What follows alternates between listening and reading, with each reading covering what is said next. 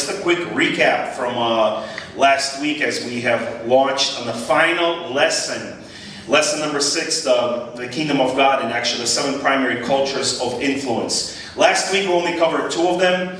That was first one, the culture of family, or should I say of the religion, even though it's titled as religion because Christianity or any type of faith that people believe in, it's categorized as a religion, which is not necessarily a bad word. And the challenge for all of us is this: as a child of God, as a believer, as a Christian, as a local church, as the body of Christ, what kind of influence am I bringing into my local community, into my region, or wherever I may be? That doesn't only include our local church, but me, because I'm part of that church, because I'm a member of the church. Then we also talked about the family culture, what role family plays. And the reality says this: we know what God has originally created. The normal marriage between a man and a woman over the recent decades has been distorted, diluted, perverted, and twisted. What we call normal is now looked upon, well, that's not necessarily normal. We can do whatever we want. Marriage is not necessarily between a man and a woman. And family plays a key role in any country, in any society, in any nationality. As someone once said, I read that quote last week, that the health of a nation is determined by the health of the families. So if we have healthy families, in other words, not broken families, not broken marriages, if the son and the daughter or the child is growing up with 2 parents, that's parents of the opposite genders, both a male and a female, that means they're growing up in a healthy environment. But right now, the reality is we're growing up in a world, in a society that's totally twisting things apart. And because they chose to go against God's word of what a marriage and a family is supposed to be, 2 men together, 2 women together, raising up children, they're already creating their own culture. They're already investing into that, in this case, a lot of times, adopted child, because they're not able to produce their own. And they're already creating that influence in the heart and the mind of that innocent child. When they grow up, they already have a whole different perspective of what a family is supposed to look like. So when they encounter the biblical principles of what a family is supposed to look like, all of a sudden they start to challenge that. Well, I had parents of the same gender, or, I see things differently, and your God, it's an old God. The book you read in the Bible is an old thing, so don't be shoving your religion, your beliefs down my throat. So that's why family, as they say, as a culture, is very important, very vital. And for us as God's children, we need to exemplify that biblical model of what a family is. And when we exemplify that healthy biblical model of a family, of a marriage, not a perfect family, again, not a perfect family, just a godly model of family, then through that we're able to create that specific culture, and through that family culture we're able to influence others in a positive way. Tonight we're going to conquer 3 more spheres. We should be able to have enough time, as I also like to call them, cultures. That's going to be the academia culture that's involved in education. That's going to be the government culture. And the last but not least for tonight will be the arts and the entertainment culture, which differs itself a lot from the media culture, which we'll tackle tomorrow night and finish off. So, let me just kind of drop back a little bit with a few examples. We talked about that a culture. Let me just kind of quickly go back to page 47 and read the definition of culture in the sphere. So we'll understand that culture is not necessarily, I'm part of this culture, I speak this language, and I eat this type of food. That's a very small description of what our culture is. So on page 47, just a quick follow-up. What is culture? Definition. It's customs. It's a lifestyle. Specific traditions, habits, practice. It's a society, a certain set of values, ideas, principles, a way of life, and a way of living. Or also developing or improving of the mind by educating and training. That's interesting. So culture in itself is almost like a mechanism that trains others, whether it's good or bad. Also, what is a sphere? Because we're talking about spheres of influence. Definition: a place or environment within which a person exists. It's an area, a domain. That's straight from the Bible. Have dominion. Function: it's a discipline, a specific business. It's a walk, it's kingdom. Interesting how the dictionary used the word kingdom. Area of interest, an area of study, walk of life, and a sphere of influence. And what I did not read to you guys last week was the definition of influence, as this all of these 7 spheres are talking about influence. So let me read to you the definition and the meaning of influence. And it does not mean, hey, I have power and authority over you, that means I got influence. That's just a small attribute of influence. So this is what influence is defined. Influence is the action or the process of producing effects on specific actions, on specific behavior, opinions, or on another or other individuals. That's what influence is. Furthermore, influence is authority, it's control, it's dominion, it's leadership, position, power, and reign. All those words and descriptions are not necessarily negative. So here's an example. Money. Right now we still have currency, physical money that we use. The way it's looking, everything's going to be soon to be cashless. Here's a question for all of you. Money, is it good or bad? Neither. Why? It depends how you use money. So money, we can use the word, money is like neutral. It all depends how you use it. You can use that same dollar for good. Now that person who took that dollar is all of a sudden, you saw somebody in the streets like, oh man, let me just help out this person, give him $5. You did something good, but that person took that $5 and went straight to the liquor store to buy liquor. I've seen that happen back in the day. I'm like, man, I knew I was going to do that. Maybe I should have, even though they were saying I'm hungry, feed me. And I'm like, I should have probably went to McDonald's, bought them a Happy Meal, but eventually they have an addiction, that's where they went. Influence is very similar. Influence in itself, it's neutral. How you use that influence is totally different. You can use proper influence on somebody to affect them in a positive way, or you can influence somebody in a negative way. And I can give you many, many examples. But let's take this example. When we drive in roads or in highways, we see billboard signs, specifically in highways, especially for those who travel long distances. You see a lot of these signs. What is the purpose of those billboard signs? To advertise. Keep on digging. Entice you. I like that. Keep on going. What is like the primary purpose of these big, especially when you're driving at night, and they're like even flashing to grab your attention? Take your attention. Grab your attention. To make you go there. To make you go there so they can get your money. Exactly. So in a simple way, commercials, billboards, advertisement, their sole purpose is to somehow influence you so they can lure you in as their potential customer. Because if through their advertisement and commercials, it's a multi-billion-dollar industry. I remember this is back in the day when Patriots were becoming very popular in the NFL. I forgot which Super Bowl it was. And I remember that specific Super Bowl, like no other Super Bowl, you guys can research this, that some of the best commercials that they ever release is during Super Bowl. And why do you think those are some of the best commercials? Whether they're funny or attractive, why? Who knows their marketing? Because a ton of people are watching? Because millions and millions of people are attached to the TV for half a day. So they know they're guaranteed potential clients. They're guaranteed potential people that, ooh, I like that. Even though I may not have that $10,000, but I like what I saw. So there's this one year where NFL, that whole industry, was charging any company who wanted to put a commercial during Super Bowl. Guess how much they were charging per second? $1 million. A second? A second. Some of the longest commercials were usually Mercedes-Benz, and I think they still pulled off a 1-minute one. So you can only imagine that 1-minute commercial cost them $60 million. So here's my point. When you go to a store and you kind of walking through the aisles, what kind of tends to pull you towards a specific product? What is it that kind of grabs your attention more than anything else?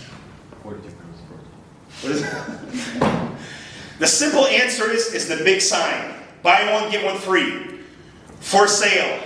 50% off. Are you guys with me? Yeah. So this is, and I'm just giving you the basics of advertisement, how that works. So that's how influence works. No matter what area we look into, people are out there investing time, money, strategy, psychology in order to grab your attention. So tonight we're going to start off with the academia culture. It's education. All of us have been through school. Some of us are still going through school. And it's very potentially that maybe some of you here are feeling that God is actually calling you to that sphere of academia as a teacher or maybe as a professor. And if that is the case, I'll be the first one to applaud you. Because we need more godly people in the sphere, or should I say in the culture of academia. And you guys will find out why. So let's start off with a few points. What is this whole culture of academia? Again, it's not necessarily bad, but we'll eventually learn that through academia right now, like never before, a lot is what I like to use the term of brainwashing is taking place to captivate the minds of the younger generation. Because if you capture the mind and the attention of the younger generation, or should I say to the student, you're eventually captivating their heart. So let's start out with a few thoughts. What is the academia culture? The first one, it's the standard mindset of every individual, nation, and culture. In every nation, every culture, again, we're not talking about simple mathematics, 1 + 1 = 2. We're just talking about the whole education system. Part of this culture, we have what we call kindergarten through college. That's your basic demographic, or should I say, frame between when a child goes to school. Yes, there's preschool, we're just trying to keep it simple, and they actually go eventually through college. And even after college, you can still continue to self-educate yourself like I do as often as I can. Also, in this culture, we have teachers, professors, or anyone that's actually facilitators who are part of this culture, who are educating, teaching others. Furthermore, we have educational curriculums, we have literature, we have specific books that whatever grade you attend, for example, those who are in college, depending on what subject you choose, that specific subject has its own like curriculum, like its workbook, am I correct? That still hasn't really changed. Or if you're doing an online class, again, it has its specific requirements. So that's part of this whole academia culture. Furthermore, it's the formation or the development of an individual's mindset, thinking. Nobody is born and they already know their ABCs and 1, 2, 3s. Because we also see that even in the life of Jesus. The Bible says he had to grow and mature. Even Jesus, when he was born in the form of flesh, he had to learn the cultures, the customs, and the language, and everything else that was taking place in his time. So it's normal to say that the academia culture is where we expose ourselves, or our children, if we have children, so their minds can get formed or they can grow. Now, some parents, they have the privilege, or at least they choose to do homeschool. And they're the ones that are overseeing the curriculum. Nothing wrong with that. A bit extra work. My sister, she did that for a number of years. She enjoyed it, but it's a full-time literally job just to continue to make sure they're doing their work and etc. So you're kind of creating that atmosphere at home. So here's the question. What is the academia culture? The following point says this. The academia culture molds and shapes the minds of the future generation. That's what it is, because you start off young, and as they're growing, you're investing into them. Most students, that is the young people, here's something we talked about the previous week, lose their faith in the understanding of God in the Bible in this realm, specifically in academia culture, especially when they attend college or university. I believe I gave this example last week.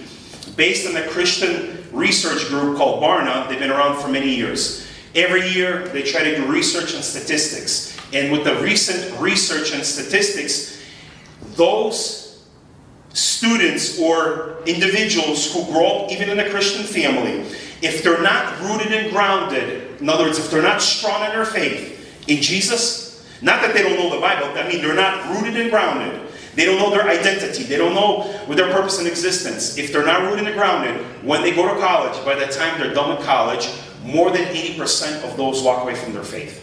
That's already proven through research. That's concerning those who were raised in a church environment, or those who grew up amongst Christian folks or grew up in a Christian family. That's a very sad statistic, and I have personal encounters over this. Having served as a youth pastor for about 10 years, I've seen my fair share of those high school graduates who eventually went to a college or university, and already on year 2, some traveled away, some stayed locally, and then from time to time you would see them at church, you'd see maybe attending youth, and you try to talk to them about certain life biblical principles, and for some of them they'll be replying, well, Stan, I see it a little differently. And I'm like, uh-oh, what do you mean you see it a little differently? But that's in the Bible. Well, Stan, I thought about that, I don't really agree with that. And I saw hands-on experience with those who grew up within the same church.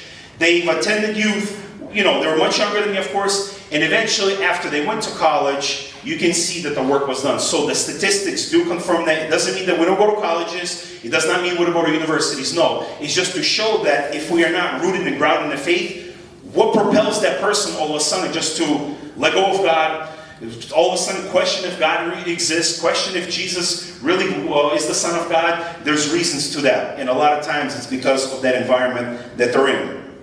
But the late Nelson Mandela, he said this powerful statement. Last bulletin point in that section. Education is the most powerful weapon which you can use to change the world. I thought about that for a second. I'm like, why a weapon? Why necessarily not an instrument? Well, when it comes to weaponry, for an example, let's take a gun. Again, same question as money. Is a gun good or bad? It all depends. With that same gun, I can protect myself, I can target practice, and I can go kill myself a deer and have some deer jerky at the end of the season. While that same gun, if I sell it, can fall into the wrong hands, and that same gun can actually commit murder. That same gun can actually go to a local store or a bank and rob the bank or hurt somebody. So it's interesting how Nelson Mandela, because he grew up in a time during apartheid when they had oppression from the British and etc. And he understood that we need to educate, because so if you're not educating people, okay, they don't know the truth. They don't know what's right or wrong. And he became, after he served his prison sentence for more than 20 years, he became not only the first black president in Africa, but also serving as an example to others. So who can help me read 1 Corinthians chapter 8 concerning knowledge, the importance of knowledge and the power of knowledge?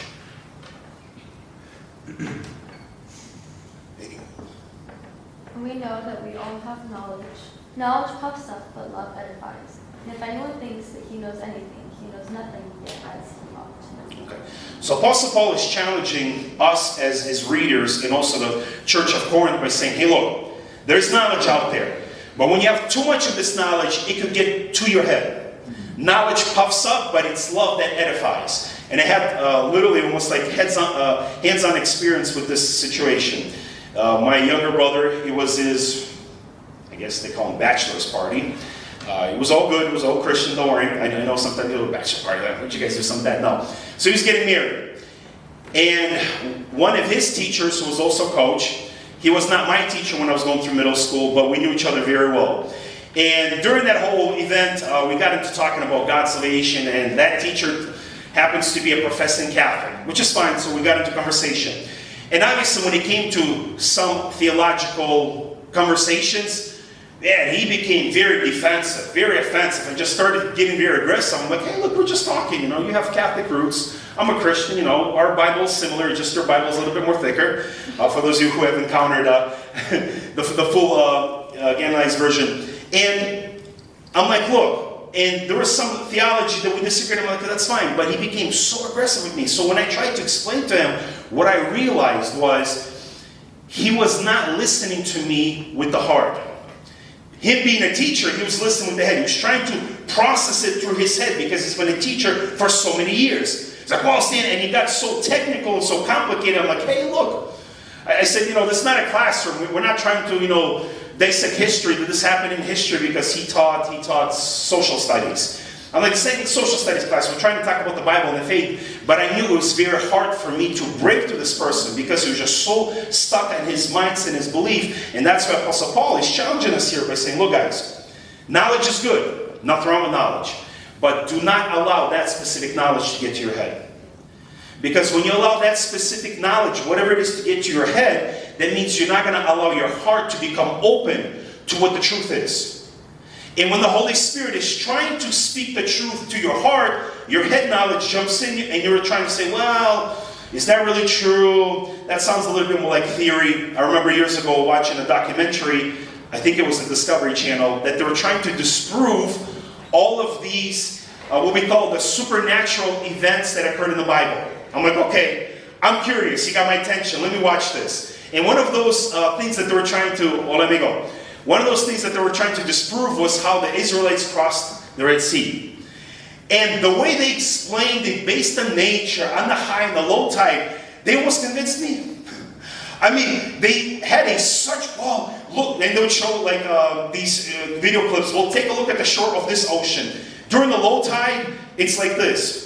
You can actually walk almost a mile into the ocean. I'm like, okay, it's true. I've seen low tides before on the ocean. And during the high tide, forget it, everything's flooded. But they portrayed it in such a fashionable and persuasive way that they almost convinced me that God did not depart the Red Sea. It was not a supernatural event. It's just a low tide. You know what I mean? But those people who are not open to the Word of God and are not open in their heart to understand the truth, they're going to fall into that fallacy. They're going to be deceived by that. By saying, oh, you guys saying that there were giants back in the day and some little teenager kid, killed him with a slingshot by the name of David. Oh, come on. Or Jonah being swallowed up by a big fish. Or somebody walking on water. It's like, whatever, Back in the day, Peter used to say walked in water. Today we'll call them surfers. You know what I mean? They're also kind of walking and gliding in water. It's just they got a little board below them. Or they'll pull the movie on you. What's it called? Bruce Almighty? Is that the one? Jim Carrey when he was God was walking in the water. Oh, how do you do that? But anyway, with the clear glass below him for the movie scene. Okay? So here are some biblical role models. If these individuals were alive in our time, how would we describe them? We know who they were in the Bible, and they did fulfill their role. So here's a few examples. The first one, Apostle Paul. If Apostle Paul was alive in our time, he would be considered like a professor, like an author, because we know he taught people, he trained people, and he was also an author. Then we have next individual, Apostle John. Also, he would be considered as a writer or as an author, because all of this falls into this whole culture of academia. Next one, King Solomon. Also be considered as a professor, as an author. He wrote Ecclesiastes, we also have Proverbs, and then him having so much wisdom, continually teaching others. Then we have Mordecai. Mordecai is a counselor. I know schools, do they still call counselors in school, or do they still call counselors? Okay. I think I heard somebody say they're like consultants, but it's somewhat similar, counselors. So Mordecai was a counselor to Esther. Then we have the three amigos, the three friends, Shadrach, Meshach, and Abednego. They would be considered as teachers, professors, or scholars because they were in the king's court helping out in the area of just knowledge and everything that was happening at that time. Also, we have Ezra, who was a scribe. In the Bible, in our times, a scribe is called a teacher. He was the teacher of the law. So if he was alive in our time, he would be a teacher at the Atlanta University or something like that.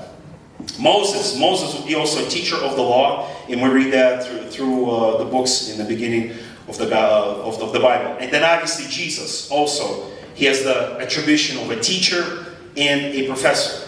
But now the challenge for us is this, okay, when we're talking about this culture of academia, of education, what is its purpose? What is its function? What is its influence? How does it work? How does it operate? So let's talk about some of the Great Commission or the assignment of this academia culture and what role it plays, both in a positive and a negative way. Number one, to execute biblical principles and laws, the missing word, into our educational arena, which is based on the 10 Commandments and the Kingdom laws.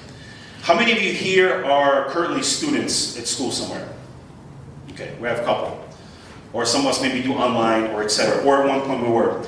So when we have the opportunity to be in an academia, college, university, or school, we have the opportunity of whatever is inside of us, Christ, faith, the 10 Commandments, His Word. When we go into that sphere, we actually bring that with us.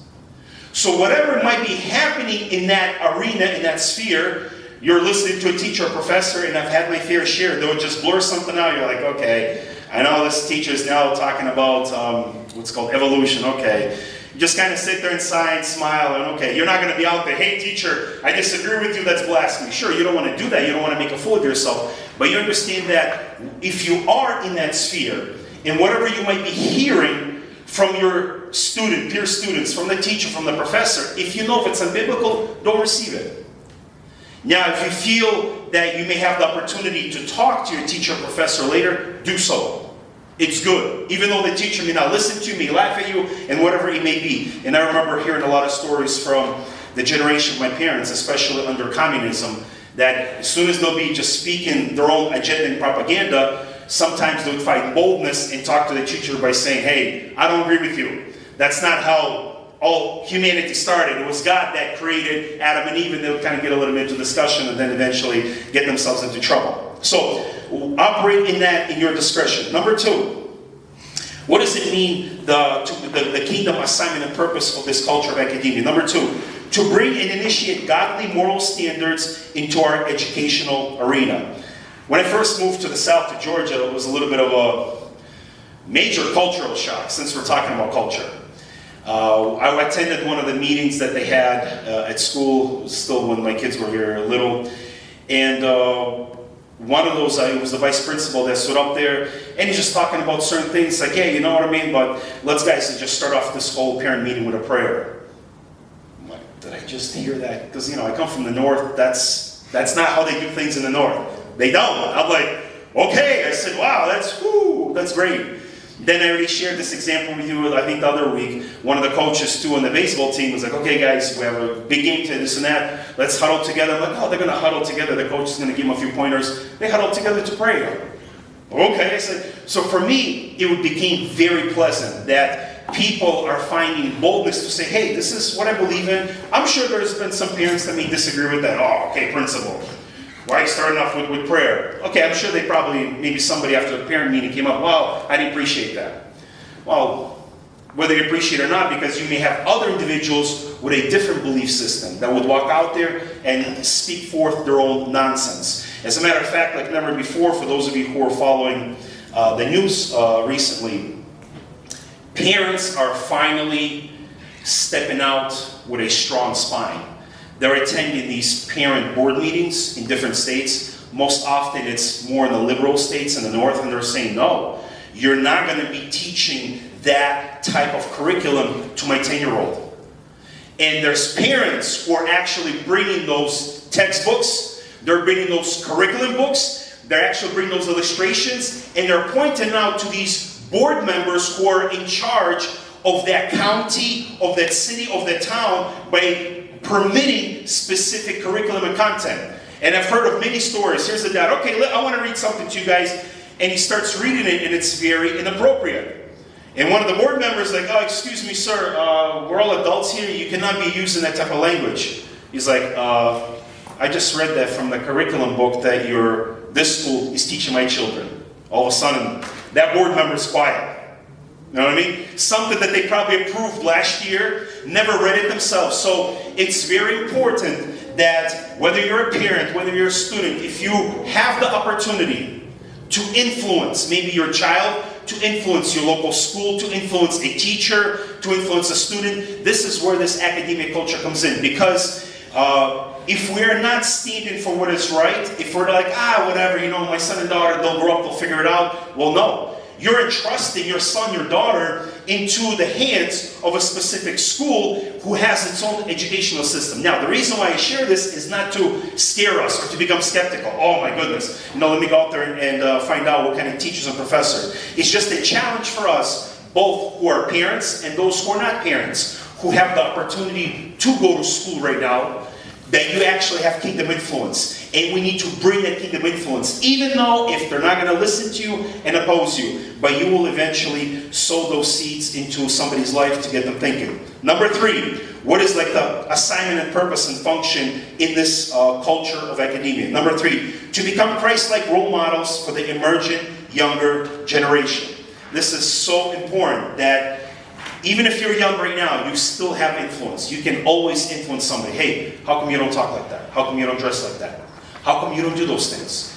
There was a certain season for me, I'll probably say my freshman, junior, and sophomore year in high school, I was not the most holiest person, as I already shared my testimony. During certain season of my life, Monday through Saturday, I was a sinner. But on Sunday, I came smiling like a holy saint. Oh, praise the Lord, just to make sure that nobody would ever find out that I'm living a double lifestyle. And also do a good job at hiding that from my parents. But I know when I was in school, I had my peers influence me, whether it was through drugs, through pornography, or whatever other nonsense it was. Why? Because I was part of that culture. When God changed my heart during my senior year in high school, God began to work upon me, I began to take a different position. No, I'm not going to watch that. No, I'm not going to go that. No, I don't consume that. Come on, Stan, bud. You did that last year. I'm like, that was a different stand. You know what I mean? So now, who used to influence me in school in a negative way, now I'm taking a different stance. Whether they will receive me, whether they will listen to me of what I stand for or not, now I'm taking a different position and I'm able to change that culture and that environment there in school. Number 4 on the following page. What is the purpose and the function of this culture of academia? To stand firm and uphold biblical principles and ethics in the fear of the Lord. We kind of touched upon that. Number 5. To form and shape the hearts and minds of the students beyond basic education so their lives will be transformed in the process. And I already shared my testimony before. When the Lord grabbed a hold of my heart, I knew one of the first things that I wanted to do was actually work with the younger generation, those who were in high school and college age. Why? Because I was there not too long ago. I wanted nothing to do with God. I was bored, but at the same time, I also understood the temptation and the problems I faced when I was in school. And now I wanted God to use me as a tool in the vessel to shape their hearts and their minds. So when they would go to school the following week or college, that they would have specific biblical principles. Next one, number 6. To assist in initiating or supporting fellow Christian students in any activity on school grounds or premises. That could be starting the Bible clubs, concert, outreach programs, or certain events. And I believe I gave you guys an example weeks ago of how one of the girls from our church back in the day wanted to do like a Christian concert. Did I use that example? I believe I did. Okay? Just a quick reference. And when she wanted to, I'm like, okay, go talk to your principal, say this is who I am, this is what I want to do, and pick a day. She comes back the following week like, he said no. Look at me, he said no. So you can't do that. I'm like, hey, you can. He was like, well, he kind of threw some kind of legal thing at me. I'm like, hold on. I said, I did my research. There's no state that can forbid you, especially right now. There's no state that can forbid you to do specific event, even if it's a religious event, as long as you're not destroying property, etc. So when I educated her about the laws, at least of that state, various liberal state of Massachusetts, she went with that knowledge. As soon as she shared that knowledge with the principal, that's it. He had no more power and influence over that. He thought because of his influence as a principal, he said no because he has a different belief system. Thinking that she does not know the law, and at that moment she did not know the law. And when she came to me, I knew the law. I said, now you take the law that is here to support our beliefs and to support what we stand for, and now you bring it to the principal, because if he starts resisting that, he's going to have some other issues on his hands, and he knew that. So eventually that worked out. So I guess the challenge for us is, I know one of my daughters, they used to have a Bible club after school, and it's like, they stay for an hour, and he's have to come pick it up, and I said, you know what? If there's a church that initiated once a week for like a couple months a after-school Bible program, guess what? I'm going to allow my daughter to stay there, and if I have to go out of my way, I'll come and pick her up. You know what I mean?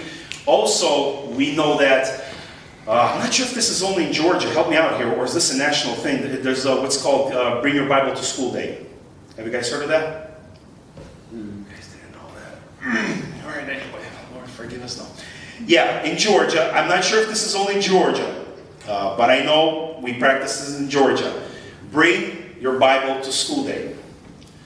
And if I would not forget, and I would get that reminder, I'm like, Justin, Angelina, here's your Bible.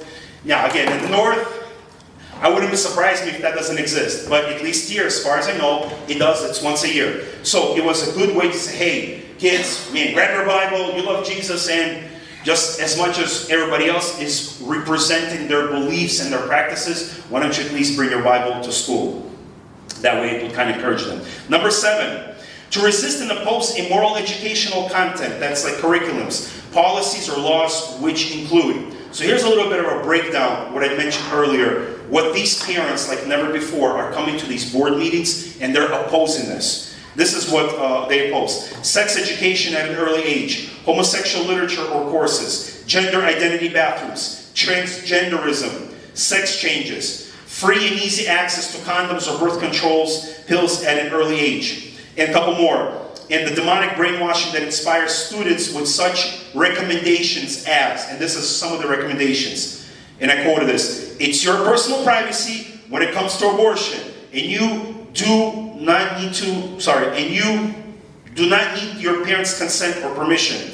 I hear about this all the time in the news.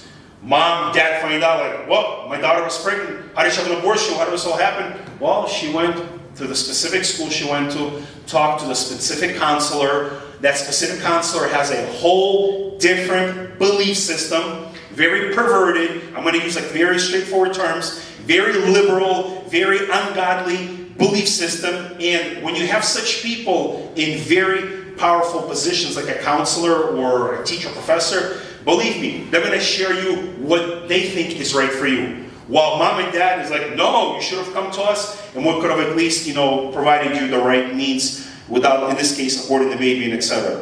And one more point concerning, for us, both as parents or those who will be parents to come, or even as students, what we can oppose. The last point: for students to take mandatory classes and assignments that contradict or oppose their moral or biblical beliefs. And again, that's also been a lot of times the opposition.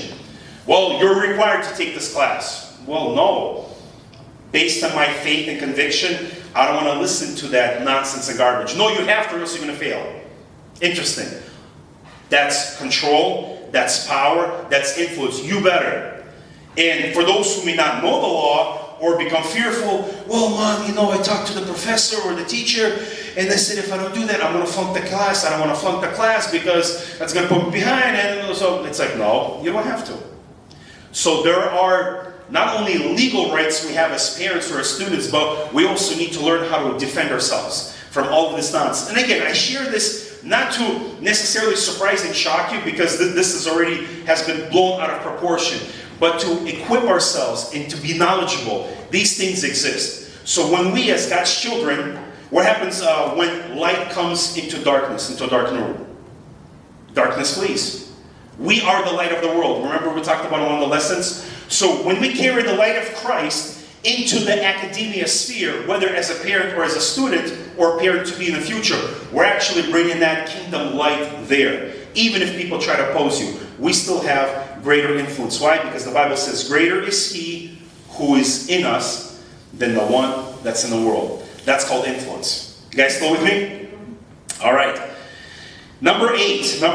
What other area of influence or purpose of this whole academia culture? And it's this: to speak out against immoral policies that compel you to violate your religious freedom, that's liberty, even if it means sometimes risking your position or your job.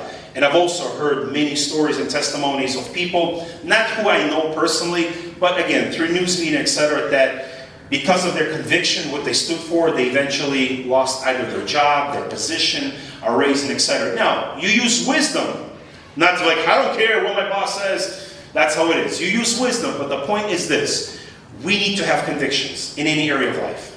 And when we have those convictions in accordance to our faith are going to say, "You know what? You can do that, I'm not going to do that. You can listen to that, I'm not going to listen to that. You can read that, but me or my children, they're not going to read that nonsense." Okay? And that's where we end up bringing this influence. And Abraham Lincoln, one of my favorite presidents, he said this powerful phrase: "The philosophy of the schoolroom in one generation will become the philosophy of the government in the next generation." I might have shared this story with you about Hitler and Hitler's youth. Did I share that with you? Many lessons ago. I'll do it very quickly. I became very fascinated with World War II, as I already shared a few examples. And in history, there became a term that was used as the Hitler's youth. I'm like, that's interesting. Why are they called the Hitler's youth? Why weren't they called German youth, and etc.? And I did not fully read the book, Mein Kampf, because I don't have it, but I ended up listening to most of it in the audio. Wow, it's a heavy, heavy book. There's a reason why it was forbidden. You can still find copies everywhere, but it's not allowed to be sold, unless if you have a collector, and etc. So there, Hitler, when he was in prison, because he was opposing his current government, he did not like many things, and some of it was for good reasons. Because of that, he was imprisoned for almost up to a year. While in prison, he wrote the book Mein Kampf, interpreted My Struggle. That's how it's interpreted. And in there, he wrote out a whole blueprint that when he becomes in power and authority, what he's going to do.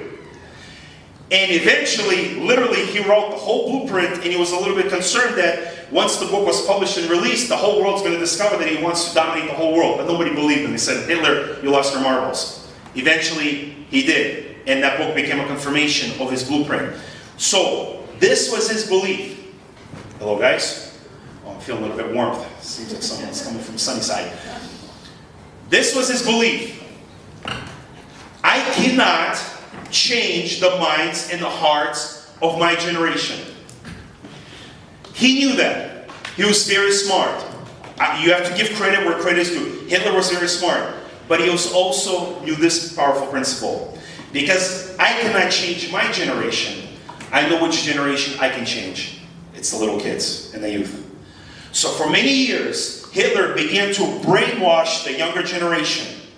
And his brainwashing was not like, hey guys, open up your book and we're going to do transgenderism, sex change. So not like it is right now, like do whatever, however. He did it through very good means. He created camps for the boys, for the girls. He began to teach classes. He began to educate them. He began to teach them purity. Now, it was very narrow-minded. His thing was like, guys, try not to have any intimate relations before marriage, because it's better only in marriage. And on top of that, only get married to your own race. Don't get married to somebody. So a lot of the things he was teaching and training back then, or implementing, was good. And what happened was, throughout those years, Hitler captivated the hearts of the children and the younger generation. And at one point, they grew to be more than 1 million. Right now, we may understand them as Boy Scouts, Girl Scouts, or in the Slavic communist era as pioneer, what's the... Pioneers, there you go. Pioneers. And when I studied that, I'm like, man, that was a good thing. Hitler was doing good things. And there was a reason why parents respected him, why they voted for him, why they supported him. But they did not know the ideology behind what he was doing. He was captivating their hearts and their minds. So when years went by, and the time of him came where he started releasing his power and his dictatorship, those 10-year-olds, those 15-year-olds, those 19-year-olds, 10, 15 years later are now his captains, his generals, his military police, politicians, and people in power. When they were younger, he captivated their hearts. Why is it that they use that term every time you go by? Hail Hitler. That's a very serious response. It's not like, hey, how you doing? Shake your hand. It's more than that. It's the same thing as going down on your knees and bowing down before a king and emperor. And this is why they're called the Hitler's Youth. And towards the end of the war, when Hitler was already running out of soldiers, he was hiding in the bunker. Allied soldiers are witnessing this in their diaries. And when they came back home, here I am. I'm looking who looks like a soldier. They're holding a machine gun or an AK-47. They're pointing at me while I'm pointing at them. But even though outwardly I see what looks like a soldier, in their face I'm looking like a child. Because Hitler began to run out of soldiers, he began to utilize the 12, the 13, the 14-year-old boys to go into the military. They were so captivated by how he brainwashed them over the years that they were willing to, at that age, go and die. And many other soldiers witnessed this, that while some of them were lying, sorry to be a little bit graphic, while they're lying hurt in their blood and they're dying, a lot of these Hitler's youth, one of the words that they were crying out of their mouth was like, "Mommy, where are you? I'm hurt." So the point is this: academia, it's strong, it's powerful. But if you have the wrong people in authority in academia, teachers, professors, people who are releasing curriculums, board members, whereas they're actually captivating through the wrong academic doctrine, if I can use that word, the hearts and minds of the generation. Right now, we see them as 10-year-olds, as 5-year-olds, as 15-year-olds. But when those 5, 10, 15-year-olds become 30-year-olds and 40-year-olds, and now they're in political power, they're in power of authority in the government, they're the next president, guess what? They already have a programmed mindset. They already have a specific belief system.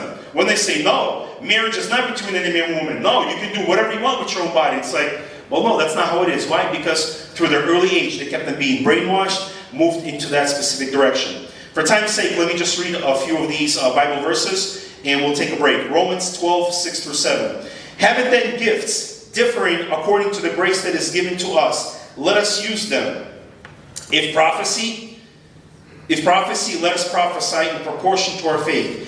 Or ministry, let us use it in ministry. He who teaches in teaching. Even here in the Romans, we read that if you have a gift of teaching, however they may be, not only, I'm going to teach the Bible, it's more than that, then teach.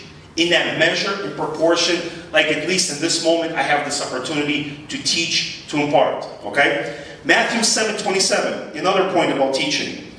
And so it was, when Jesus had ended these sayings, that the people were astonished at his teaching. He was not just out there preaching and talking anything, he was actually teaching them.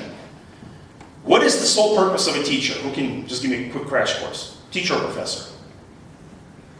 To explain their masters and Exactly. To explain, to take whatever subject they're teaching and training, to explain it in a way that they're able to understand it. At least, by God's grace, I've been doing this for what's this, day number 15. Hopefully, I'm doing okay. But tomorrow I'll find out, and you guys will find out how so. Acts chapter 17. Let me quickly read this. This is Apostle Paul, when he was visiting Athens. Now, while Paul waited for them in Athens, his spirit was provoked within him when he saw that the city was given to idols. Therefore, he reasoned in the synagogue with the Jews and the Gentile worshippers, in the marketplace daily with those who happened to be there. Then a certain Epicurean and Stoic philosophers encountered him. That's an interesting word, philosophers. And some said, "What does this babbler want to say?" Others said, "He seems to be a proclaimer of foreign gods, because he preached to them Jesus and the resurrection." And they took him and brought him to the Areopagus. Is that what it is? No, the Areopagus, okay. Something like the Areopagus. Who's Areopagus? That's a judicial body or council of elders. So you guys can have a little explanation. Saying to them, "May we know what this new doctrine, interesting, is of which you speak." They're now talking to Paul. "For you are bringing some strange things to our ears." Interesting. How these philosophers in Athens are saying, hey, even though they're philosophers talking about practically nothing, and now they're questioning Paul, what's this new doctrine that you're bringing to our ears? "Therefore, we want to know what these things mean." And this is where it gets interesting. Now they're curious. Because Athens, and historically speaking, philosophers, they're always out there running after what's the latest new thing that's happening. And all of a sudden, new teacher came into town. Ooh, we've never heard about this. Talking about this Jesus resurrection. Hey, they became curious, which is a good thing. And let's finish this off. "For all the Athenians and the foreigners who were there spent their time in nothing else but either to tell or to hear something new." So that was the culture of that time. They got together, just talking to each other, blabbing to each other, sharing whatever's just coming to their mind. Until Paul came into their midst and began to share something which they call new doctrine. Well, we know it's not new doctrine. It was actually the truth. And through that truth, we never heard about that. We became curious. And I think that's one of the challenges for us as God's children. Not that we're just out there bringing some kind of doctrine to the ears of the listener, but we're actually sharing truth that captivates the ears of their heart. And they're like, why do you think like that? I never looked at friendship like that before. I never looked at life like that before. Last week, while I was doing the classes, they used to attend youth back in Massachusetts years ago. The Lord's grabbing a hold of their heart, and during break, you guys saw me, answering them. And he's doing the same thing now. I'm not going to respond until later. Question, amigo? No, it's just Yes. a fact. It's really interesting that the more important universities and colleges that influence were founded by Puritans: Harvard, Yale, and Princeton. Yep. But now the three universities are really governed by atheists. Yeah. You're reading my book. It's true. All those colleges were in my backyard. I drove by them because I lived in New England, Mass. And somebody did a research I mentioned about John Edwards Church, and was confirmed it was him. I would make sure I went in there to double check, and yet there was his church, and with the rainbow flag today. What used to be back in the day as a church now has a different belief system. It's true. These same powerful universities and colleges who had biblical truths, now they're so liberal that they're trying to do anything they can just to remove a memory somewhere engraved or a sculpture that associated with the history of that college university. It's true. Let me read one more Bible verse and quick statistics on the following page. And we'll take a quick break and I'll read those quotes for you guys a little bit later. So Colossians 2:8 on page 59. Here's Apostle Paul warning the church of Colossus. Beware lest anyone cheat you through philosophy and empty deceit, according to the traditions of men, according to the basic principles of the world, and not according to Christ. Philosophy. I don't have it in notes here. I was studying that this week. I'm going to include it in the next time I do a curriculum for another class. Philosophy in itself, it's not necessarily bad because it's a person that's trying to search out what is true, what is right, morals. Supposedly nothing wrong. The biggest issue with philosophy is God or Jesus, the Holy Spirit, is nowhere to be found there. It's how I am trying to discover life. It's how I am trying to interpret what that means. And if you remember, I used this word that, this explanation, you have your opinion, I have my opinion, and then we have the Bible. That's also God's opinion. So whose opinion we're going to go to? Philosophy is, you have your belief system opinion, I have mine, and that's it. What about God's? We don't know who that is. Leave him out of there. Okay? That's why here Apostle Paul says, beware unless somebody cheat you through philosophy and some kind of deceit. So here are some quick statistics before we take a break concerning the whole culture of academia. These are the most recent statistics I was able to find. So here they are. U.S. approximately has 4,800 colleges and universities. That's about 20.2 million students. That's a lot of students. This is only United States. I believe this was based on 2021 or 2022 statistics. Next one. U.S. approximately has 98,000 public schools and almost 31,000 private schools. That's roughly more than 50 million students. So we're now going lower. That's a lot. Next one. Average student spends around $1,200 on books and supplies per year. It seems it's normal, nothing wrong with that. The question is, what kind of books are they purchasing? Who's the original author? Because a lot of these authors, they date back to the areas of communism, to the area of just totally messed up thinking, and they're still using their theories and philosophies. Next one. In a recent survey, about 51% of professors identified themselves as a liberal, and about 13 are far left. In other words, they're very public and straightforward to that. So when you have a liberal, far left ideology, belief, and we're not only talking about politics, we're just talking about a belief system, that's who you're actually sitting almost on a daily basis and listening. They're supposedly teaching you a specific subject, but in the midst of the sentences, they're interjecting their liberal and left wing, as I like to say in politics, viewpoint. Okay? And that's something that we need to be aware of. A couple more points and we'll take a break. About 51% of professors consider themselves Democrats, and about 14% are Republicans. And I'm hoping the other percentage that's not in there are Christians. We need to fill in that number, hopefully. And last but not least, more and more teachers and professors identify themselves as homosexual or lesbian and are aggressively preaching the message of tolerance and equality. That's as plain, as simple as I can state it. Aggressively. God forbid you resist them. They're like, you know what? You don't like it? Get out of my class, drop out, and etc. I mean, it's like, okay, you supposedly have the power and authority, but because of their belief system. In other words, who are right now behind the curriculums of brainwashing our children concerning their gender identity? If you were to research these people and their high powers, they're most often not married, they're single, they're oftentimes females, they oftentimes have a liberal view, and they're also either lesbians or they have an LGBTQ belief system. Those are the people that are actually writing the curriculums for our books, and they're the ones that are actually pushing that agenda through, sadly to say. But I know, we may not hear them on the news, we also have our own people out there. As somebody calls them ninja sheep. They're sheep of the Lord, but they're in disguise. And God is using them very powerful. Okay, here's a Bible verse. Somebody kind of reminded me about it. I want to read it. I'm going to include it in the curriculum next time. Apostle Paul writing to Timothy. For the time will come when they will not endure sound doctrine, but according to their own desires, because they have itching ears, they will heap up for themselves teachers, and they will turn their ears away from the truth and be turned aside to fables, to stories, to some philosophies. So that, even though that was already taking place at that time, we see it even more and more right now, that people are looking somebody to itch their ears. Oh, yeah, tickle my ears. Oh, yeah, that's what I want to hear. Oh, no, that truth stuff, no, that's too harsh. You're being too rude to me, okay? So that's where, academia comes in. So let me just quickly read you guys some quotes concerning this whole sphere of academia. There's no random, I'm just going to kind of randomly read them. Plato said this, philosopher of his time.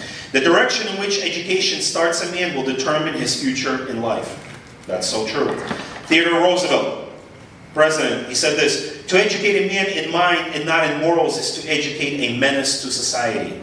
Interesting. You can educate him all you want, but if you don't teach him morals, that's going to be a future troublemaker. We're going to jump down a little bit to C.S. Lewis, which we heard Mr. Dennis preach about yesterday about his story. He said this: education without values, as useful as it is, seems rather to make a man more clever than a devil. That means if you have a bunch of education but there's no value system to it, you're just becoming a devil, but a little bit more smarter and clever. And the one below that, Henry Ford, he said this: education is not something to prepare you for life. It is a continuous part of your life. And for us, as God's children, we need to continually educate ourselves, especially in the truth. A couple more quotes on the following page, at page 60, sorry.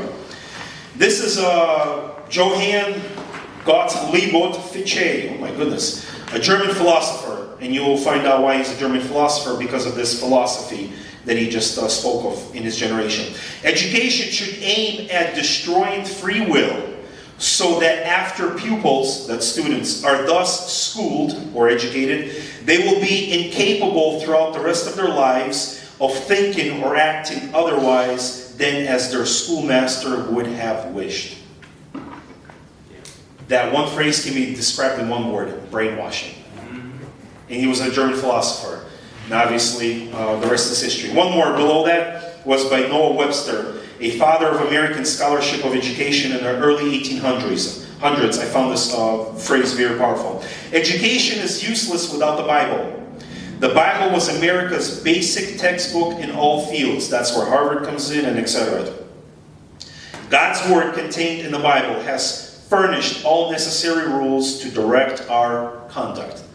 So here you have two totally opposing thoughts. The prior to that was a philosopher in Germany. He says we need to brainwash them so when they grow up they cannot think for themselves. While this person is saying it's totally opposite.